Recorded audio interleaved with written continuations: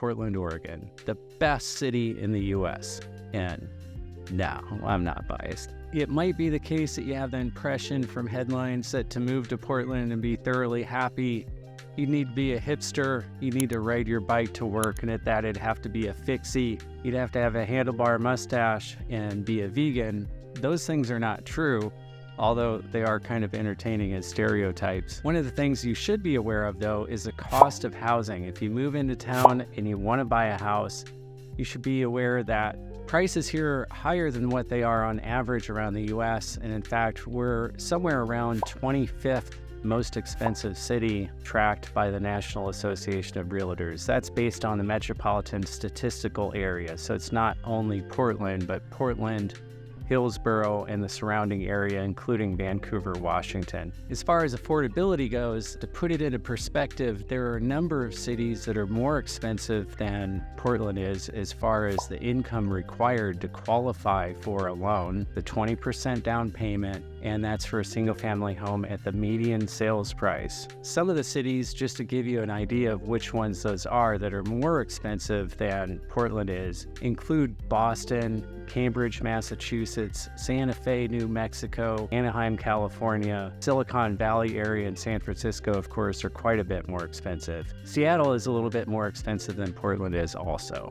Cities in the U.S. that are cheaper to live in as concerns the median sales price and the income required to qualify for a loan to buy a house at the median sales price include cities such as Orlando, Florida, Kissimmee, Florida, Gainesville, Wilmington, North Carolina, and Nashville, Tennessee. Even though housing here in Portland is more expensive than it is in a lot of cities around the U.S., there are some very positive things to it. There are a lot of established neighborhoods with craftsman-style homes. A lot of the neighborhoods have mature trees. There are various pockets around town where there are a lot of bars and restaurants and things to do just right outside your door. It really is a nice place. It can't be beat, in my opinion. I know I'm biased, but Portland does have a lot of character. It is more expensive, but it's worth every penny. A second thing that's useful to know before you move to Portland is that houses are not on very big lots. So if you're moving from a city where you have a house in a big subdivision where the houses are on large lots, imagine kids playing in the backyard, having a baseball game, playing catch, and so on. That sort of a backyard is not very common at all inside the city boundaries of Portland. What Portland does have, though, is a lot of parks, including off-leash areas for dogs. One of those parks is Forest Park. Forest Park is the biggest park in the United States inside a city boundary. It's a city park on the east edge of the Tualatin Mountain Range, which is a spur of the Coast Range. It goes from a little bit over sea level all the way up over 1,000 feet in elevation, making it really great for trail runners, hikers, and mountain bikers. It is an amazing place. I've spent a lot of time in Forest Park. I used to do ultra marathons, and that was my number one destination to get out of town or feel like you got out of town. Go out on trails and get a really good workout in. There are other areas in town too where you feel like you're out of town, but you're actually still inside the city, including the area around Mount Tabor. Those are some big positive things that make up for the relatively small lot sizes. And when I say small lot sizes, I don't mean that the yards are all tiny by any means. It's just they're not large in a sense of what you would expect to see in a subdivision, say, outside of Dallas or outside of Boise, Idaho. It's not like that here in the city. A third thing to keep in mind is that while we are in the Pacific Northwest, one of the most beautiful areas of the world, in my opinion, and yes, I am 100% biased, but I'm okay with that. We are in one of the most beautiful areas of the world. In moving here, you might have the impression that you're always going to have an absolutely beautiful view, no matter where you are. That somehow magically you'll have a view of the Columbia River and of Mount Hood and also Mount Adams, that you can see everything from every vantage point inside the city, and that's not not the case. What does make up for that, though, is inside the city, you don't see a lot of new construction, for example, because all the neighborhoods have been around for well over 100 years. There are mature trees, really pretty houses, and so on. But what we do have is that feel that you hear people talk about when they go on vacation to Europe, and they say, I was in Paris, and then we got on the train, and then we were in Amsterdam in 4 hours, and then we went out to the coast, and then we went through the channel, and we were in the UK a few hours later, and it was amazing.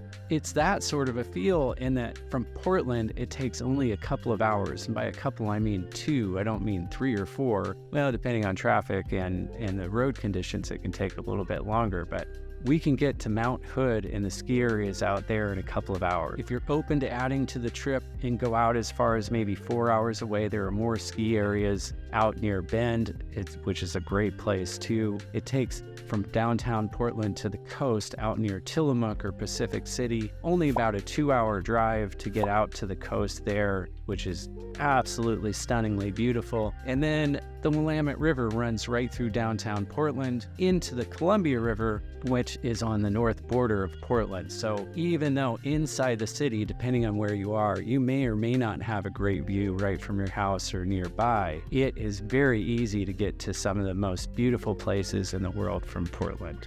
A fourth thing to know about living generally in the Pacific Northwest, and specifically in Portland and nearby, is that before you move here, you might think that rain is going to be a big factor for you. It does rain pretty regularly during the winter time.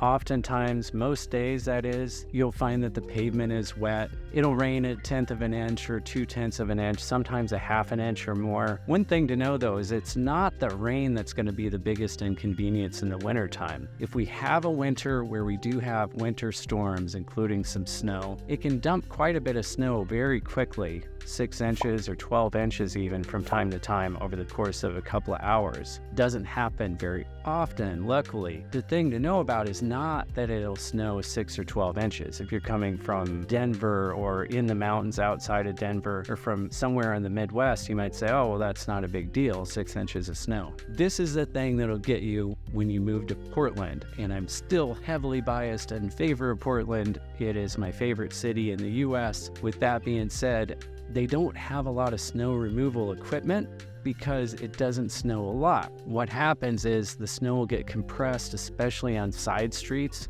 inside of neighborhoods that don't get plowed at all. The trucks, the snow plows don't come through the neighborhoods at all to put down salt and things to help melt ice. Ice is a thing that'll get you, especially consider that a lot of neighborhoods are hilly, especially on the west side of Portland. It's the case that from time to time, every couple of years, residents are stuck in their houses for days when it gets to be icy. That's something to know about before you move to Portland. Expect it to be a place where you're going to have studded tires. In a lot of states, that's not even legal to have, is studded tires, or you're going to have chains. And even if you do, just keep in mind, if you live in a hilly neighborhood and it's really icy, which it can be from time to time, a couple of times every winter, sometimes we'll get lucky and have no ice at all. If it gets icy, plan on staying home and working remotely only. Don't go out and go sledding in your car, bashing into your neighbors' cars. It'd be a great way to meet some new neighbors, but probably not under conditions that you would choose.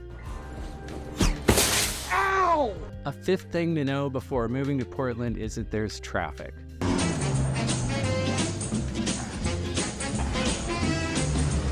The traffic has increased over the years. Of course, that's going on all around the US as the population increases over time. I don't bring up traffic to have some sort of competition. It's not a who can be proudest of how bad their traffic is bad. Yes, Houston, you might win, or maybe you'll duke it out with Los Angeles for bragging rights of the crappiest traffic in the United States, and that's not what I'm going for here. What I want to make you aware of before you move into town is it'll be important to think about what area of town you live in based on what you want to do when you're not working and also where you're going to go for work. So hypothetically, if you like to ski, you might want to live out on the east side. It'll make it a shorter trip to get out to Mount Hood and go skiing on during the weekends or whenever it is you head out that way. But if you want to live on the east side, let's say you want to live in Gresham and you work at Nike or you work at Intel out in Hillsborough just off of Highway 26, you're going to have a miserable commute. Similarly, there are plenty of people who live in Vancouver, Washington to avoid income tax. They have sales tax on groceries and everything else there, whereas we don't here. They make the commute north to avoid sales tax, but they end up spending a lot of time in their cars if they have to make that drive during rush hour, starting at about 3 through about 6 or 6:30 in the afternoon. It can take as long, in the worst of cases, a few hours to get home to downtown Vancouver, Washington, if you work downtown in Portland or out at Intel in Hillsborough, and you have to make that drive during the afternoon rush hour heading north. With all that being said about traffic though, the traffic in town, if you live in Portland and you work in Portland, is not too awfully bad depending on where you're going to and where you're coming from. If you work downtown, for example, on the west side of the Willamette River, and you live in a neighborhood on the east side, say around 30th or 40th, somewhere around Burnside, that drive is not too awfully bad. The traffic over the Burnside Bridge is a little bit slow in the afternoon, but it's bearable. It moves along. It's not to say that you wouldn't want to move to Portland just because there's traffic. In that case, you're not going to move to any city in the U.S. Thinking through the traffic patterns, where you want to live and where you're going to work are going to be something to really think through before you buy a house in Portland. The sixth thing to know about moving to Portland actually is kind of an unsavory one, and I'm going to bring it up and address it head on. I've seen the comments on other realtors' posts on YouTube about how realtors just want to sell a house and they're not showing the homeless issue and they're not talking about or showing the drug issue. I'm going to bring it up right now, and that is there was a distinct shift a few years ago in the number of homeless people who are out and about, and it's not necessarily related to the crime levels, but also crime levels increased. And it's easy to think, being here in the city, that somehow Portland has just gone horribly wrong. And in what I've heard all around the U.S., even in small towns, rural towns in southern Indiana and in Kentucky and in Michigan, there is a drug problem all around the U.S. It's tragic, it's sad, but it goes on everywhere, and it's been going on everywhere. What we did experience during the pandemic, starting in 2020 and in 2021, was just a spike. It just skyrocketed, actually, in the number of thefts of catalytic converters, for example. It seemed that there were a bunch of random people roaming around stealing everybody's catalytic converters. It was a royal pain. I heard from some people that they got their catalytic converters stolen 2 or 3 times, for example.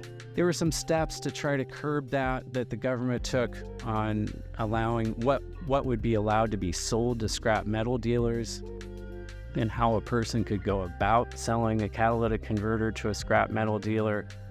That's not the only sort of crime that there was, but it actually turns out to be somewhat comical in that a lot of that activity was due to a crime ring based in Lake Oswego, of all places. The mean streets of Lake Oswego, Oregon, where crime typically is very low.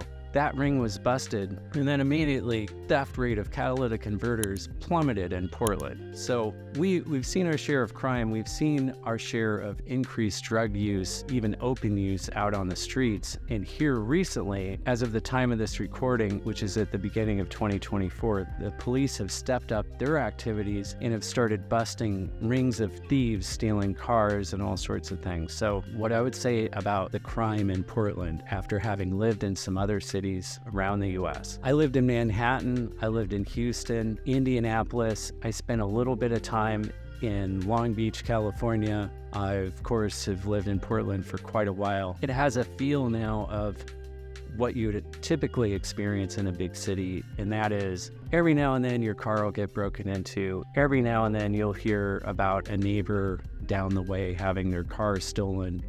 That sort of thing's been going on for decades all around the U.S. So unfortunately, the crime rate has increased, but it isn't, in my opinion only, as bad as it has been made out to be. Those are the top 6 things that I think anybody moving into Portland should be aware of.